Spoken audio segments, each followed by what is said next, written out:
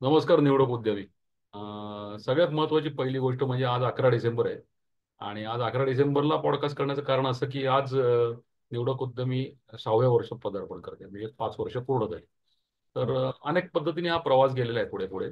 आणि रॅशनॅलिटी हे एक आपली धरून चाललेली गोष्ट आहे अनावकपणे, की म्हणजे उगाच आवाज कौतुक न करून घेणे स्वतःचं न करणे, स्वतःला चुकीच्या मार्गावरती प्रेरित राहण्याकरता आपण जरूर कळे, पण कायम मोटिवेशननीच आपण सतत पुढे जातो असं नाहीये. आणि मोटिवेट करणारा व्यावसायिकाच्या दृष्टीने कागद हा सगळ्यात मोठी गोष्ट आहे, की ज्याच्याकरता व्यवसाय निर्माण झालाय. म्हणजे तुम्हाला व्हॅल्यू सुद्धा जर द्यायची असेल तर त्याच्या बुडाचे पैसे असायला लागतात. तर हे जर तुमची संपत्ती निर्मिती होत राहिली व्यवसायातनं, तर ती लोकांना आदर्श म्हणून राहील. आणि तो जर आदर्श ठेवायचा असेल तर या बाहेरच्या प्रलोभनांपासून नक्की दूर राहायला पाहिजे. असं म्हणजे मी सुद्धा अनेक वेळेस स्वतःला बजावतो. त्यामुळे कधी कधी ग्रॅटिफाईड न होता आपण थोडंसं रिॲक्शन देणे हा पण त्यातलाच भाग आहे. आणि हाच आपला आजचा विषय आहे ऍक्च्युली पॉडकास्टचा आजचा. तर टोकाचं थोडंसं सांगायचं तर परवा मी एक सिनेमा बघितला, कंपनी. कदाचित तो पाहिला असेल निशाने. तर कंपनीमध्ये अनेक वेळा तो अजय देवगण आहे ना, तो कंपनी चालवायची त्याला, भले ती 2 नंबर कंपनी आहे किंवा अंडरवर्ल्ड. धंद्यामधली 2 नंबर धंद्यामधली कंपनी आहे. पण तरी सुद्धा तो अनेक वेळेला इमोशनल जे कोणी बोलतात त्यांना सांगतो आतमध्ये जा, तू हे काम काम नाही. आणि तो एका प्रसंगी त्याच्या पार्टनरला पण तो ठार करायला प्रवृत्त हम्म, होतो. म्हणजे हम्म, हम्म, थोडासा वाईट उदाहरण जरी असलं तरी ते हम्म, रॅशनॅलिटीचं एक उदाहरण आहे. हम्म. दुसरं अजून एक थोडंसं सॉफ्टवेअर उदाहरण रॅशनॅलिटीचं द्यायचं झालं तर, तुम्ही जर बघितलं असेल तर ध्यास पर्व म्हणून सिनेमा, जर बघितला नसेल तर जरूर पहा. निशांत तुला सुद्धा सांगतो मी. हा सिनेमा आहे, रधो कर्वे या व्यक्तीवरती सिनेमा आहे. रधो कर्वे. रधो कर्वे महर्षी कर्वांचा मुलगा. ओके. हा. अफाट अफाट सिनेमा आहे. अमोल हम्म, पालेकरनी केलेला सिनेमा आहे. आणखीन हम्म. किशोर कदमचे काम केलं म्हणजे सौमित्र कवी त्यांनी. मित्र. तर तो जरूर बघा. टोकाची रॅशनॅलिटी काय असते, की त्याची पत्नी जेव्हा जाते, हम्म, तर तो स्वतःच तिचं शव एका हातगाडीवरून नेऊन पोहोचवतो. इतकी ती हम्म, टोकाची रॅशनॅलिटी आहे. तर हम्म, आपल्याला न झेपणार असतं हे, कारण हम्म, आपण भावनेच्या कल्लोळातच वावरत असतो आपण सतत. हम्म, हम्म, आणि त्यांनी गोंधळ होतो म्हणजे थोडासा लाईफचा. हम्म, अख्खी हम्म, गीता तसं पाहिलं तर रॅशनॅलिटीवरतीच लिहिलेली आहे. अख्खी गीता जर हम्म, बघितली, हम्म, रॅशनॅलिटी. तुझ्या नातेवाईकांच्या फंदात पडू नकोस, त्यांना मारून टाक, म्हणजे काय ही एक रॅशनॅलिटीज आहे. तू आणि चर्चिलच्या काय फार फरक नाही. चर्चिल म्हणतो ना असं, की don't hesitate to kill the soldier on the other front, let him die for his own country, असं तो म्हणतो, हम्म. चर्चिल. बरोबर. तर ही सगळी रॅशनॅलिटी आहे. तर ही रॅशनॅलिटी जर आपण आणू शकलो, हम्म, तर आपल्या व्यवसाय करण्यामध्ये जी आपण म्हणतो ना पिढ्यानपिढ्याचा व्यवसाय होईल, हे होईल, ते होईल. याच्यामध्ये भावना शून्य तर नाही मी. भावना भावना विरहित. भावना विरहित आणि भावना जपून, आवश्यक त्या भावना जपून, जिकडे लागेल तिकडे हम्म, आपण. डायबिटीज हम्म, झालं तर आपण शुगरच्या गोळ्या घेतो ना, म्हणजे घ्यायला हव्यात असं मला माझं मत आहे, हम्म, स्पष्टपणे. हा. हम्म, तर तसंच हे थोडंसं आहे. आणि हम्म, त्याच्यावरती विपुल याच्यामध्ये लिखाण आहे. याच्यावरती एक मोठं हे आहे, विवेकनिष्ठ विचारसरणीवरती, REBT ज्याला म्हणतात, रॅशनल इमोटिव्ह बिहेवियर थेरपी. याचे अल्बर्ट एलिस म्हणून त्याचा संस्थापक असं म्हणता येईल थोडंसं हम्म, त्याचं. हम्म.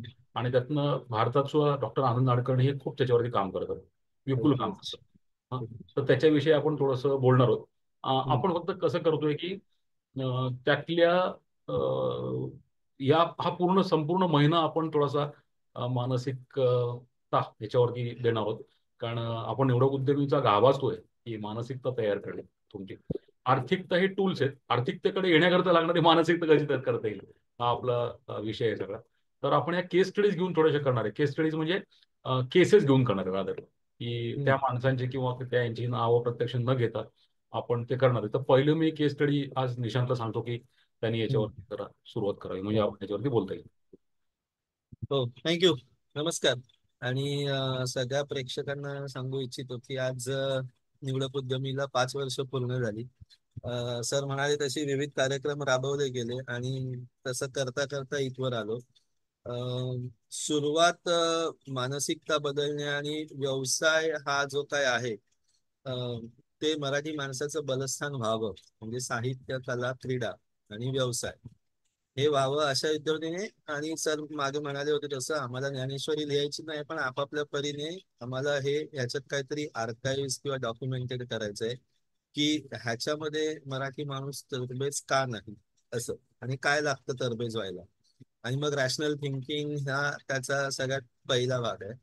आणि मग रॅशनल थिंकिंग नसणं किंवा आपला, आणि थोडस ह्या सगळ्याची जबाबदारी घेऊन बोलतो, मराठी लोक रॅशनल नसल्यामुळे व्यवसायात नाही आहेत असा त्याचा अर्थ काढण्यास जागा आहे. आणि ह्याचं मूळ अशात आहे की आपलं सगळं बिहेवियर किंवा सगळा सेटअपच आहे ना, अगदी आपलं जे काही काय म्हणू शकतो साहित्य निर्मिती किंवा वागणं बोलणं किंवा काही संस्कृतीतल्या चालीरीती, ह्या संस्कृती म्हणून जरी चांगल्या असल्या तरी काही ठिकाणी त्यांना त्या प्रचंड चुकीच्या ठरल्या आहेत. कारण एकंदर सेटअपच सोशलिस्टिक आहे, समाजवादी आहे. आणि कॅपिटलिझम म्हणजे किंवा भांडवलवाद म्हणजे काहीतरी चुकीचं किंवा चुकीच्या पद्धतीनेच त्याच्याकडे बघितलं गेलं, किंवा संपत्ती निर्मितीला महत्वाचं स्थान नाही, किंवा संपत्ती निर्मिती ही काहीतरी दुसऱ्याचा गळा घोटून त्याच्या खांद्यावर पाय देऊनच निर्माण करता येते, असं असाच एकंदर सगळीकडे प्रसार आणि प्रचार झाला. आणि मग आपण त्या रॅशनॅलिटी पासून दूर होत गेलो. त्याची दाखले सरांनी काही सांगितले. अनेक ठिकाणी आपण महाराजांच्या काळापासून बघितलं तर रॅशनल थिंकिंग आणि वैयक्तिक अ, वेगळं, आणि एखादं कुटुंब, एखादं कंपनी, एखादा देश, राष्ट्र चालवताना विचारसरणी कशी असली पाहिजे त्या त्या वेळच्या प्रमुखाची. नुकतंच म्हणजे आता तो चित्रपट मी शिवाजीराजे भोसले बोलतो येऊन पण बराच वेळ गेला. पण तिथे त्याने म्हटलंय वेडार्थ मराठे वीर दौडरे सात, हे जे काही आपण गाणं ऐकतो ते सातच का, बाकीचे कुठे गेले. आणि शत्रूला माफ करून जेव्हा तुम्ही सोडून देता तेव्हा ती जी संधी मिळते त्याला आपल्याला पलटवार करताना, त्याच्याने अख्ख्या राष्ट्राच्या जीवावर बेतू शकतो. मग प्रमुखाने काय विचारसरणी असावी त्याची. म्हणजे आता सर जे म्हणाले तसं की रॅशनॅलिटी नसल्यामुळे जेव्हा आपण असे काहीतरी निर्णय घेतो, त्यामुळे प्रमुख म्हणून तुम्ही बाकीच्यांना डिससर्व्हिस करताय, त्यांच्यासाठी धोका निर्माण करताय, हे कधी करणार. तर व्यवसायाच्या अनुषंगाने विषय असा झाला की माझा एक मित्र आहे, नोकरी करतो आणि आता काहीतरी म्हणजे वडील वयस्कर आहेत आणि दोन मुलं, आणि त्यांना काहीतरी प्रॉपर्टीचं वाटप करून त्यांनी दिलं कालापरत्वे. आणि आता त्याचं असं चाललंय की त्याचं एक पुण्याला घर आहे, इथे आता दादरमध्ये प्रभादेवी भागात जे घर होतं ते वडिलांनी त्याच्या नावे करून देणार आहेत वगैरे. आणि आता त्याला असं वाटतंय की मी आता नोकरी सोडतो आणि त्याने काही ज्या दोन क्षेत्रात काम केलंय त्या क्षेत्रात त्याला बिझनेस करायचं.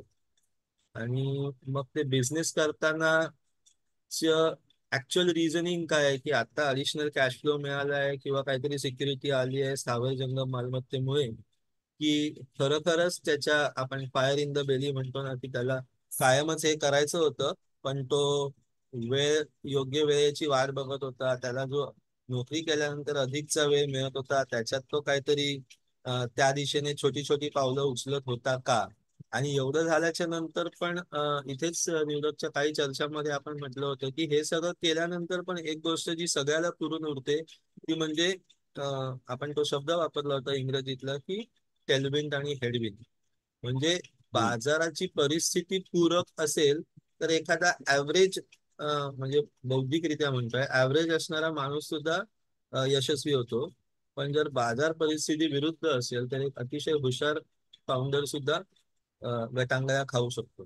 तर अशा हिशोबाने ते सगळं आम्ही बघत होतो. आम्ही मित्रांनी त्याला काही बरोबर. गोष्टी सांगितल्या की तू ज्या क्षेत्रात, तो इन्शुरन्स क्षेत्रात काम करतो त्यामुळे त्याच्यातलं एक्सपर्टीज आहे त्याचा, तर त्याला एक फ्रीलान्सिंग करणं असं त्याने एक स्वतः सांगितलं होतं की मला ह्या क्षेत्रातलं नॉलेज आहे, मी फ्रीलान्सिंग कन्सल्टंट म्हणून काम करू शकतो. त्याच्याकडे सध्या ज्या कंपनीत तो कामाला आहे त्यांचा डेटा आहे, त्यांना योग्य किमतीत इन्शुरन्स मिळवून देणं आणि सगळ्यात महत्वाचं म्हणजे क्लेम्स वगैरे झालेलं असताना योग्यरित्या हाताळणं, जे मे बी मोठ्या कॉर्पोरेट कंपन्यांचं ट्रेड सिक्रेट असेल पण हम्म. तिथे त्यांना योग्य माहिती देऊन विश्वास संपादन करून व्यवसाय वाढवणं असं त्याला वाटतंय की असं तो करू शकतो. साहजिक आहे, तो त्या क्षेत्रात काम करतोय त्यामुळे तिथे काही त्याचं चूक नाही.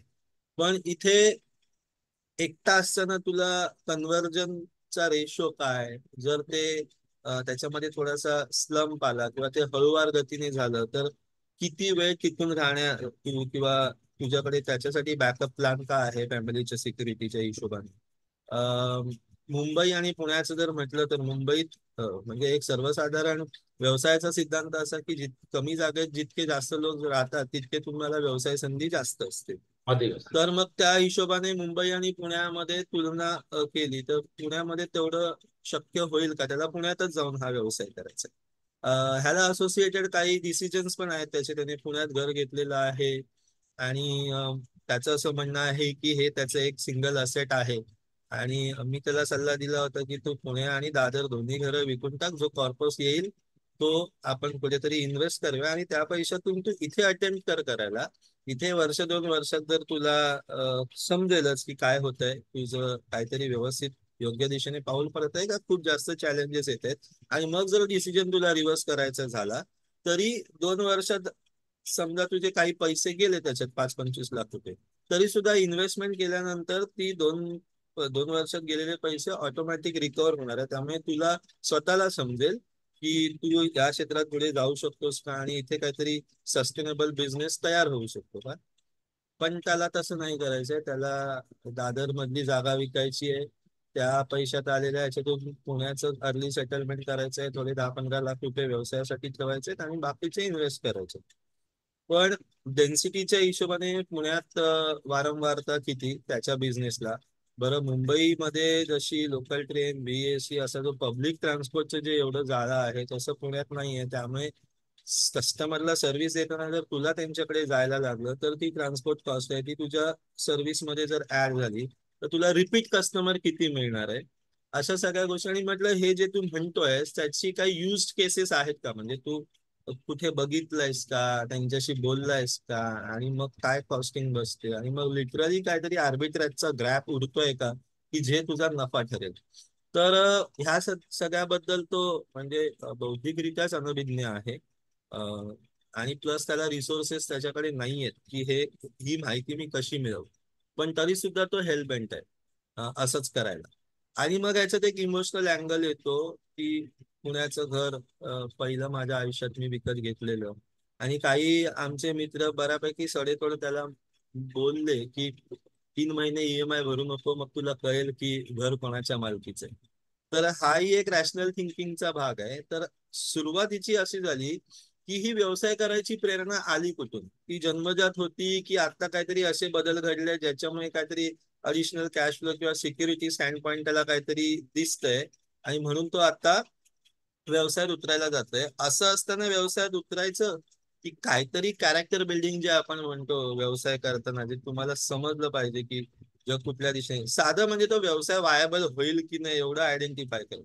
आणि मग त्याच्यासाठी तुम्ही काही माहिती काढलंय का, काही डेटा वाचलाय का, कोणाशी सतत बोलला आहात का, का डायरेक्ट आता मला काहीतरी अधिकचे पैसे मिळणार आहे म्हणून मी हे सुरुवात करू. आणि मोस्ट ऑफ द टाइम आता मी त्याला लहानपणापासून ओळखतो म्हटल्यानंतर मला माहितीये की ह्याच्या डोक्यात काय चाललंय आणि हा का आता हे सगळं करायला पाहिजे. तर हा रॅशनल थिंकिंगचा भाग फार मिसिंग होता. आणि आपण ह्याच्यावरती सर कॉर्रुगेटेड बॉक्सेसचं ज्या मॅडमचं आपण उदाहरण घेतलं होतं तेव्हा पण आपण बघितलं की काही ह्या म्हणजे BYSC सारख्या संस्था फक्त पतपुरवठा होतो आहे म्हणून तुम्ही व्यवसायात उतरणार की तो चालवण्यासाठीचे जे कॅरेक्टर बिल्डिंग लागतं तुम्हाला, आणि ते एक आयडेंटिफाय करायला लागतं की हे असं प्रोडक्ट हा असा चालणार, हे डेलीचं उत्पन्न आहे, हा खर्च आहे, हे विकायला एवढा वेळ लागणार, एवढं प्रॉफिट होणार, आणि हा काहीतरी मी केल्यानंतर मला after all A to Z operation मला काहीतरी 2 रुपये वाचतील. हे आयडेंटिफाय करण्याची किमान अक्कलच नसते.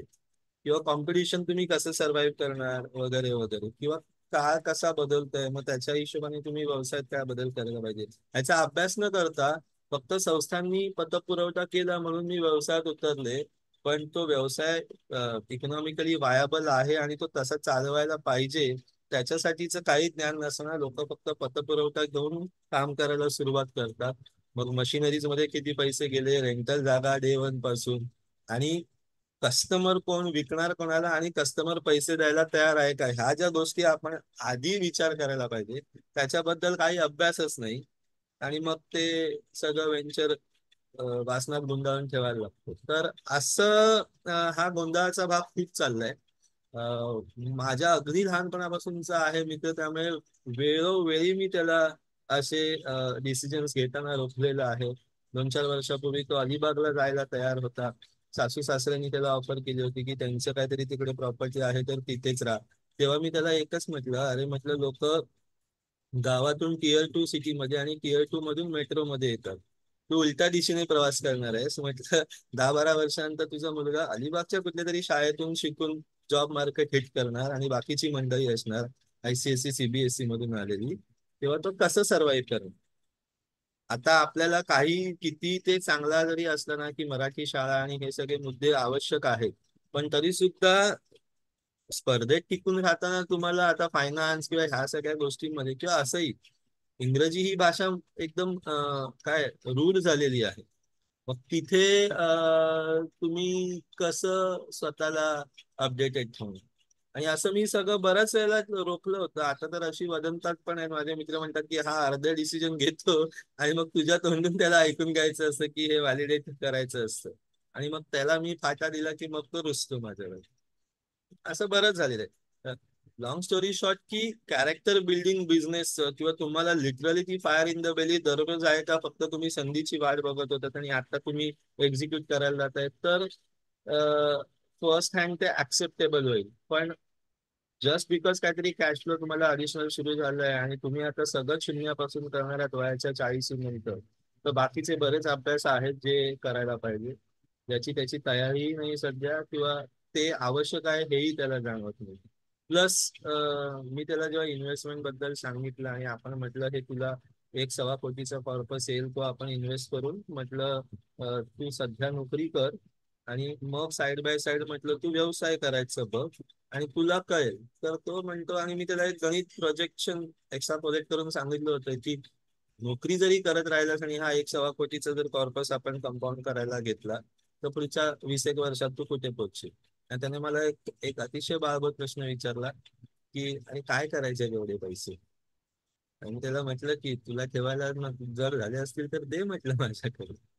आता ह्याच्यामध्ये एक इमोशनल अँगल पण सर आपण बोललो तसं, की तुमची विचारसरणी क्रिस्प नसली ना, तर तुम्ही तुमच्या पार्टनरला म्हणजे तुमची पत्नी, मुलं ह्या सगळ्यांना कन्व्हिन्स नाही करू शकत, किंवा जे डिसिजन मेकिंग आपण म्हणतो ते त्यांच्या इमोशनल अंगाने गेलं तर घात होऊ शकतो. त्यामुळे विलिंगली आपल्या पार्टनरला कन्व्हिन्स करणं, त्याच्यासाठी स्वतःच्या विचारसरणीवरती आत्मविश्वास असणं आणि त्याच्यासाठी काहीतरी एक एक लॉंग टर्म थिंकिंग बेस्ड असणं तुमचं, की मी असाच वागत आलेलो आहे, मी फक्त संधीची वाट पाहत होतो, आता ती माझ्याकडे चालली येऊन आलेली आहे, and now I am ready to plunge into the business. तर तसं काही दिसत नाहीये आणि हा सगळ्या गोंधळाचा भाग आहे. तर REBTची काही तत्व असतील तर आपण जरूर त्याला सुचवू शकतो, पण इथे REBT फारच महत्वाचं ठरतं आणि ठीक आहे ना, ऍक्च्युली पण त्याला तेच बघूया. पर्याय नाही. हो. हो, तेच थोडंसं बघूया. येस. खूप हे आपले खूप वेळा होईल बोलणं वेगवेगळ्या येस. गोष्टींवर. येस. आणि दॅट इज ओके. तसंच आपण आरईबीटी शिकणार. आपण ऑफकोर्स. आरईबीटी याच माध्यमातून शिकणार. ऑफकोर्स. आणि हे अगदी व्यवसायाची प्रेरणा कुठनं तरी इथपर्यंत जात नाही मी, परंतु असं समजूया की त्याला कुठेतरी कदाचित अवहेलना असेल, काही असेल, बहुतेक वेळा बरोबर. अवहेलनेची सुरुवात होते. बरोबर. हो. पण तरी सुद्धा याचे निकष आहेत ना. आपल्याला जर एक गोष्ट शुद्ध कळलेली आहे, अगदी शुद्ध, की हम्म.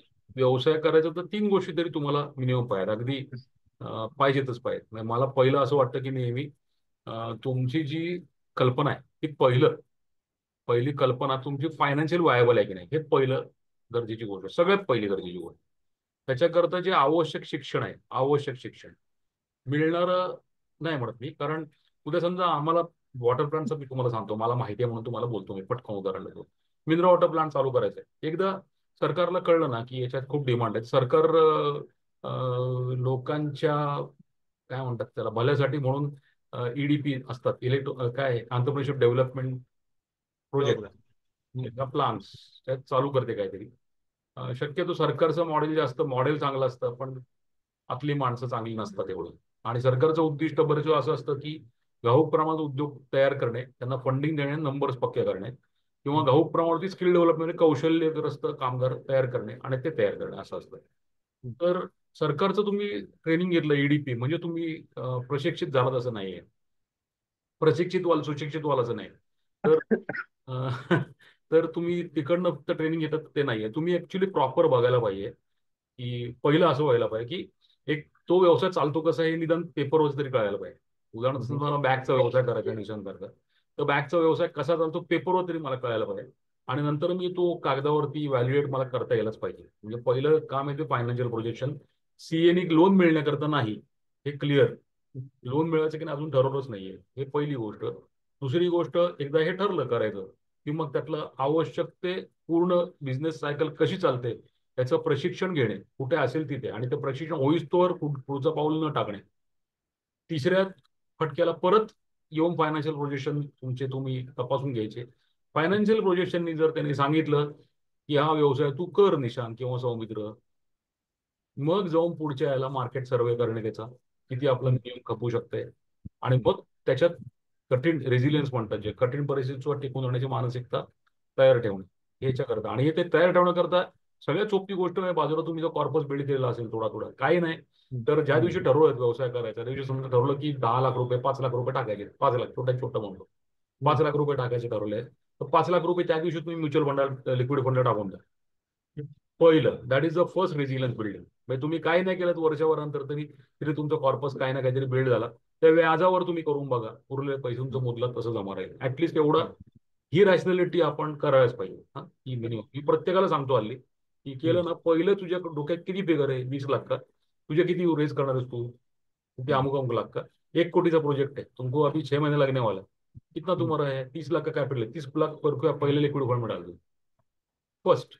हा, तर हे तयारी तुमची पाहिजे आणि मग तुम्हाला पडायला पाहिजे. आता नाही त्याच्यानंतर लोक हे करत का नाही ते आपण लक्षात ठेवायला पाहिजे.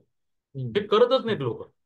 आम्हाला नेहमी ट्रेनिंग मी मिनरोडचे येतो ना, काल एक माणूस आला, तो म्हणला मैं बीआईएस का लाइसेंस ले रहा हूँ और अल्कलाइन वाटर में चालू करने वाला. मी त्याला म्हटलं अरे बीआईएस, अल्कलाइन वाटरला बीआईएस लागतच नाही. अरे क्या बोल रही है, मैं 1 साल से आपका वीडियो देख रहा हूँ. फिर मैंने, मग तू काय बघितलंस म्हटलं व्हिडिओ, आणि किती पैसे घातले, तर 50 लाख रुपये घातलेत ऑलरेडी. मी म्हटलं 50 लाख रुपये तर घातले, तू 5,900 रुपयाचं माझं ट्रेनिंग आहे, हे तू 1 वर्षांत घ्यायला आलास. तुला तेव्हा काय वाटलं सर, तू म्हटलं कुठे 5,900 घालायचे, मला सांगतोय मस्त आपण करून टाकू. तर हे असं नसतं बाबा. तर हे पहिलं तुम्ही वाईटात वेळ काय झालं असं, तुला एक पैशाचा पण लाभ नसता झाला, पण तू 5,900 रुपये ते इन्व्हेस्ट करायला लागला ट्रेनिंग. तो फर्स्ट इन्व्हेस्ट इन एज्युकेशन मी जरूर सांगतो. आणि प्रायव्हेट एज्युकेटर्सकडे एज्युकेट करा, थोडेसे जास्ती पैसे लावणार लोकांकडे जा. सुरुवातीला 199 देऊन पुढे वाढवणं ह्या प्रकारापेक्षा पहिल्यापासून जो माणूस मागतोय त्याच्याकडे फार टिमटिम करत नाहीये, लो प्रोफाईल आहे, साधारण आपल्याला कळू शकतं त्याच्यावर. रिव्ह्यूज वर जाऊ नका, रिव्ह्यूज वरून काही होत नाही, ट्रेनरच्या रिव्ह्यू वरून काही होत नाही, टेस्टिमोनीवरून काही होत नाही. हा, तर हे थोडंसं चॅम्पियन इंटरनल, यालाच डीप डायव्हिंग म्हणतात. तुम्ही डीप डायव्हिंग सुरू केले की तुम्हाला ती उत्तरं मिळतात. टेन्शन, अटेन्शन, इन्फॉर्मेशन, ऍक्शन असे सायकलच याच्यावरती. इंटेन्शन तुमच्या डोक्यात फिक्स झालं की तुम्ही इन्फॉर्मेशन गोळा करता. इन्फॉर्मेशन झालं की तुमचा डेटा बघायला मग ऍक्शन घेता. असं करून तुम्हाला खोल दडलेली जे माणसं असतात ना, कदाचित तुमच्या बाजूलाच सापडतील. तुमच्याच शहरामध्ये बाजूला एखादा माणूस आपल्याला हा करतोय इतके वर्ष, तो फक्त समोर आलेला नसतो. तर हे पहिलं आपण लक्षात ठेवायला पाहिजे. आता आरईबीटीचा वापर आपण कुठे करतोय अनेक ठिकाणी, की हे कळूनच ओळख का नाही हे आपल्याला बघायला पाहिजे. कळतंय पण ओळख का नाहीये, तर इथे आरईबीटी मधलं पहिलं काही गृहीतक आहेत त्याच्यात दिलेली. त्याची गृहीतक मी सांगतो थोडस. एक पुस्तक आहे सुंदर, तर ते आपण बोलूच्या नंतर मी हे बोलतो तुला. उद्योजकाचे अंतरंग, खूपच स्वरित पुस्तक आहे. तर पुढे असेल तर जरूर घ्या. तर याच्यात पहिलं त्यांनी दिली आहे की काय कसं चालतं. आता मी थोडंसं एक उदाहरण देतो. आपण जी स्टेट घेतली आहे तुझ्या मित्राची, त्याने ते उदाहरण त्यात घेतलंच आहे. एक प्रशांत नाव त्याच्यात मुलगा आहे, त्याच्या मनात पलवर कल्पना रुजलेली की त्याला दवाखाना स्वतःचा चालू करायचा आहे. तर अशी कल्पनाच आहे समजा, आपण धरूया. त्यांनी म्हटलं की पहिल्या याच्यात अ ब क ड ई असे 5 टप्पे तरी नाही सगळ्या प्रवासाचे. की आपला ई टप्पा म्हणजे काय, लास्ट टप्पा आहे. So I know confirm that I am ready. आपण जे म्हणतोय ना, तयार असणे, पात्र असणे, खूप छोटं पाहिजे. मी खरोखर कॉलेजची डिग्री नाही, मी खरोखर हम्म, खरोखर पात्र झालो व्यवसाय हम्म, करता. हे कसं हम्म, समजता येईल? तर अ ब क ड ही अशी 5 टप्पे आपण बघूया. तर त्यांनी हम्म, टप्प्यामध्ये दिलं असं की प्रशांत दवाखाना काढावासा वाटणे किंवा त्याच्या वडिलांनी व मित्रांनी त्याला सुचवणे. सूत्रातील ब टप्पा म्हणजे प्रशांतच्या मनातील कल्पना अथवा त्याचा दृष्टिकोन. त्याच्या हम्म, मनातल्या कल्पना किंवा त्या दृष्टिकोन, या दृष्टीनुसार प्रशांत अ टप्प्यातील घटनांचा अर्थ लावतो. हम्म, तुझ्या मित्राचं जर बघितलंस इथे, तर हम्म, त्याच्या मन काय बोलतंय ब मध्ये, त्याच्यानुसार तो अर्थ लावतो की मला करावं असं वाटतंय. आणि स्वतःशी काही वाक्य बोलतो, व्हेरी इम्पॉर्टंट. स्वगत आपली वाक्य आहेत जी ती महत्वाची आहेत. आणि सूत्रातील क टप्पा म्हणजे प्रशांत अनुभवतो त्या भावना आणि त्यानुसार होणारं त्यांचे वर्तन. म्हणजे आता ज्या अँबिग्विटी जो मित्र तेव्हापाशी येतोय की मी करू हम्म, काय हे, हा हम्म, हे काय करू मला काय कळत नाही, ते तुझ्याशी बोलतो, हम्म, ती अँबिग्विटी हम्म, दॅट इज क. त्याचं मन हम्म, व्यक्त होते आणि तो बोलतोय. हम्म, हम्म, तर त्यांनी एक छोटी आकृती पण दिली आहे, पण त्याच्यात जात नाही मी. मग मी पुढे हम्म, जातो. प्रशांतला आपल्या मनात खोलवर रुजलेल्या वरील कल्पनेची पूर्ण जाणीव प्रथम झाली पाहिजे. हम्म, कल्पनेची जाणीव व्हायला पाहिजे. यासाठी प्रशांत स्वतःशी काय बोलतो हे त्याने नीट लक्षपूर्वक ऐकले पाहिजे. कारण प्रशांतच्या मनातील कल्पनेचे अथवा दृष्टिकोनाचे मूर्त स्वरूप म्हणजे त्याचे स्वगत बोलणे. म्हणजे आपण बरोबर. स्वतःशी जे सेल्फ काय टॉक. बोलतो ते हम्म, सगळ्यात इम्पॉर्टंट आहे. नंतर प्रशांतने ड टप्पा गाठला पाहिजे. ड टप्पा हा गाठणे म्हणजे स्वतःला हाडसून खडसून अगदी नेटाने खालील प्रश्न विचारत राहिले पाहिजे. तो दिस इज रॅशनॅलिटी, जे आपण आम्ही याच्यात NLP मध्ये मेटा मॉडेल म्हणतो. मेटा मॉडेल खोलत जाऊन डीप डायव्हिंग करणे. तर हम्म, पहिला त्यांनी असं दिलंय की काय प्रश्न दिलेत. सर्व बाबतीत आपल्या सभोवतालच्या सर्व लोकांकडून प्रशंसा मिळवणं कधी कोणाला शक्य आहे का? मी डॉक्टर दवाखाना केला, वा भारी भारी. समजा लोकांनी माझ्यावर टीका केली अथवा माझी कुचेष्टा केली, तर ते भयंकर ते काय? बरोबर. हा, लोकांची टीका आणि चेष्टा मी न डगमगता सहन करू शकणार नाही. लोकांची प्रशंसा माझ्या जीवनात अत्यावश्यक आहे असं मी का समजावे?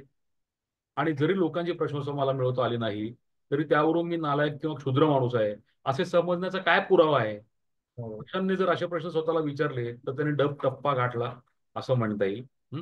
लोकांची मर्जी संपादन करणे, त्यांची प्रशंसा मिळवणे स्पृहणीय आहे, उपयुक्त आहे, पण अगदी अत्यावश्यक नाही. आपली लायकी किंवा योग्यता, पात्रता हे त्याच्यावरती अवलंबून नाही असं म्हणणं आहे. जास्त वास्तववादी आणि ही सरणी आहे ती.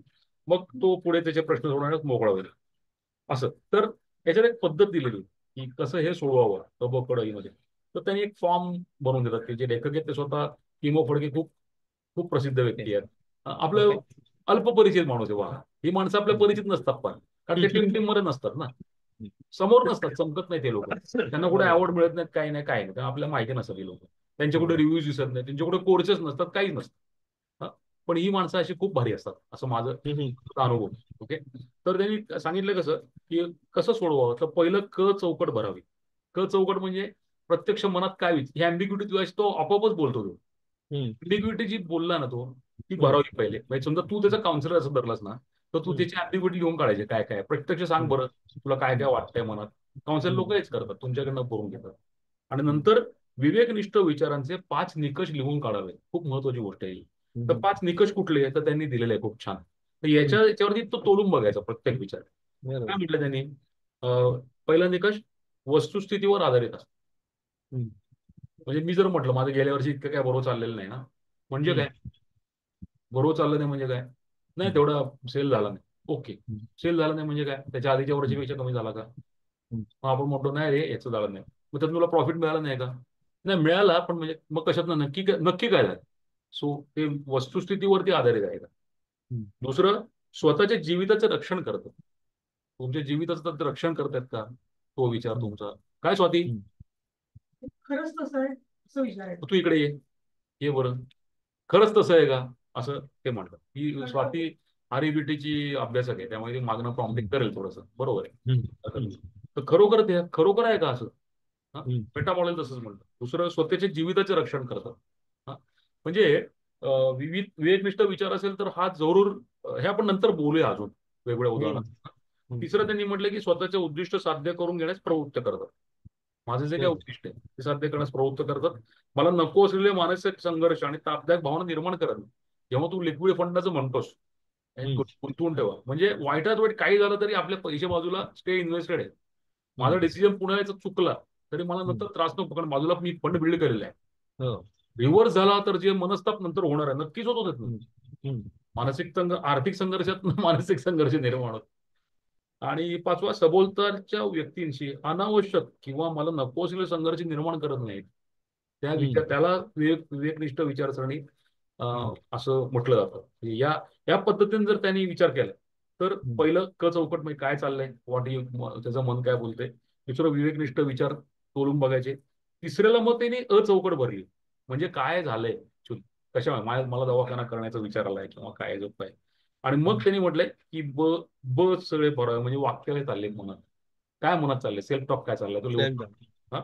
आणि मग त्याच्यानंतर ड ची चौकट जी आहे, डी त्यांनी म्हटलेलं ना सगळं, तर ते तुम्ही भरा. म्हणजे तुम्ही ड म्हणजे काय म्हटलंय की त्यांनी स्वतःला प्रश्न सापडले आणि त्याची उत्तरं मिळतात माझी, विवेकी हम्म. उत्तरं, ती हम्म. त्याच्यात झाली आहेत कंप्लीट. हम्म. म्हणजे हम्म. आपल्या बाबतीत थोडक्यात म्हणायचं, व्यवसाय चालू करायचं, मी ज्या तुला 3 गोष्टी म्हणल्या, या चालू हम्म. करताना आपण हा विचार करायच पाहिजे की या हो. व्यवसाय करता लागणारं मी हम्म. मिनिमम प्रशिक्षण घेतलं आहे का, हा पहिला विचार झाला माझा. हम्म. दुसरा विचार, मला कन्फर्म आहे का, कोणी हम्म. तज्ञांनी सांगितलं की या व्यवसायात फायदा होईल, दुसरा हम्म. तरच मी हा व्यवसाय हम्म. करणार. आणि तिसरा, त्याला हम्म. लागणारं जे काही रेझिलियन्स आहे, if it does not go the right way, hmm. माझ्याकडे त्याला पॅरल यंत्रणा आहे का, प्लॅन बी तयार आहे. हम्म. हो. म्हणजे माझ्याकडे त्याचे काय म्हणतो, 1 कोटी 1.25 कोटीचा कॉर्पस बिल्ड करून ठेवलं हा. तर हा प्रश्न हम्म. येणार नाही. तर बरोबर. हा विचार होत का नाही. हा, हम्म. हे आता आपण हम्म. खूप छान बोललो, आयडियल. हो. हे आपण हे तू डॉक्टर रत्नपारखेंचं मी सांगितलं की हे होत का नाही. हम्म. हम्म. हे हम्म. होत का नाही ना, तर याच्यावरती आपण ड्वेल करत नाही. आपण नॉर्मल, बरोबर. आपलं जेव्हा अनइझी वाटतं ना, आपण कोपिंग करतो काहीतरी पटकन करून. हम्म. नाही, स्वतःला ऑब्झर्व करावं. कोपिंग म्हणजे काय, साधं साधं एखादा, हम्म. मी चुकीचा निर्णय घेतला असेल किंवा माझी कुठे अवहेलना झाली असेल, मी काहीतरी चुकीचं वागलो असेल काल, तर तो हम्म. मनात जरी विचार जरी आला तर पटकन आपण दुसरं काहीतरी करतो, इकडे तिकडे बघतो, हो. तरी पाणी तरी पितो, दुसरं हो. काहीतरी बोलून टाकतो, डायव्हर्ट करतो. हम्म. तर हे न हम्म. करता जर आपण त्याच्यावर ड्वेल करायला शिकलो ना, तर बरोबर. हे आपलं धैर्य याच्यात वाढत जातं की आपलं हे हो. करायचं. अगदी. तर हा सुद्धा एक विवेकी विचारच आहे की मला हो. हे करायला असं वाटतं. हम्म. तर हम्म. हे जर केलं तर आपल्याला थोडासा याच्यामध्ये बरोबर. फरक पडतो. मग हम्म. याच्यात करताना काय करायचं हे पण आपण नंतर हळूहळू हळूहळू एक एक एक अगदी. एक एक जर बोलूया. पण आज हम्म. निदान एवढ्या 3 निकषावर जरी आपण येऊ शकलो तरी मला वाटतं बरोबर. आपण हो. चांगली सुरुवात. आणि मी त्याला इन्व्हेस्टमेंट अशासाठी सांगितली होती. आणि नंतर तर मी त्याला म्हटलं ह्याला पूर्णच तोडून टाकत नाही. मी म्हटलं तू ते दादर आणि पुणे दोन्ही जागा बिग, तो कॉर्पस तुझ्याकडे येऊ दे आणि तू कर तुला काय करायचं अटेम्प्ट. आणि इन्व्हेस्टमेंट त्याला अशासाठी सांगितले होते की मी त्याची डाऊन साईड प्रोटेक्ट करायला बघत होतो की 2 वर्षात अच्छा. त्याचं नुकसान जरी झालं तरी त्या 2 वर्षात त्या पर्पजमुळे जे पैसे त्याने लावले ते ऑटोमॅटिकली इन्व्हेस्टमेंट मधून कव्हर अर्थ. होतील, तर त्याला अर्थ. परत मागे गेल्याचं फील येणार नाही असं. आता ठीक आहे. आणि मग त्याला स्वतःचं टेस्टिमोनी स्वतः झालेलं असेल, त्याने अटेम्प्ट एकदा तुम्ही पडलात की तुमच्या चुका तुमच्या डोळ्यासमोर येऊन उभ्या राहतात. तुम्हाला बरोबर. फक्त यायचं आहे की आता मी हे परत नाही करणार आणि मी प्रोटेक्टेड पण होतो या पर्पजमुळे, तर मी आता बेटर पर्सन आहे. किंबहुना एक शेवटची पायरी पण असते, तुम्ही एंटरप्रिनरशिप अटेम्प्ट केल्यानंतर जर तुम्ही फेल झालात तरी सुद्धा तुम्ही जेव्हा परत नोकरीला जातात तेव्हा तुम्ही मच मोर रिस्पॉन्सिबल एम्प्लॉई असता, कारण तुम्ही ती टोपी एंटरप्रिनरची डोक्यावरती बसवलेली असते. तुमच्या खिशातून तुम्हाला मेहनत करून पण काही मिळणार नाही, ही जी अवस्था आहे ती तुम्ही अनुभवलेली असते. तुम्ही बेटर एम्प्लॉई होता जर तुम्ही परत किंवा जॉबला उलट लागला. होतं, if you stay in the business you come to know the waters of business. नाही तुम्ही असे सगळं. रेझिलियन्स तुमचा वाढतो आणि तेच तर आपला साध्य करायचं. हो. असं. Anyway, we started good. आपण ही केसवरून आपण जे आता बोललो ते बोलूया. पुढच्या वेळी आपण हम्म. ते जे बोललो तो मागे, त्या हा. उद्योजकेचं चालेल. प्रशिक्षण घेऊ शकलं नाही, ती पण केस आपण हो. थोडीशी रॅशनल विचार काय ठरला असं हे बोलूया आपण. मग त्या हम्म. अर्थाने काय असेल तो बोलू. बरं. चल, ओके. चल चालेल. चल. थँक्यू. चलो, थँक्यू सो मच.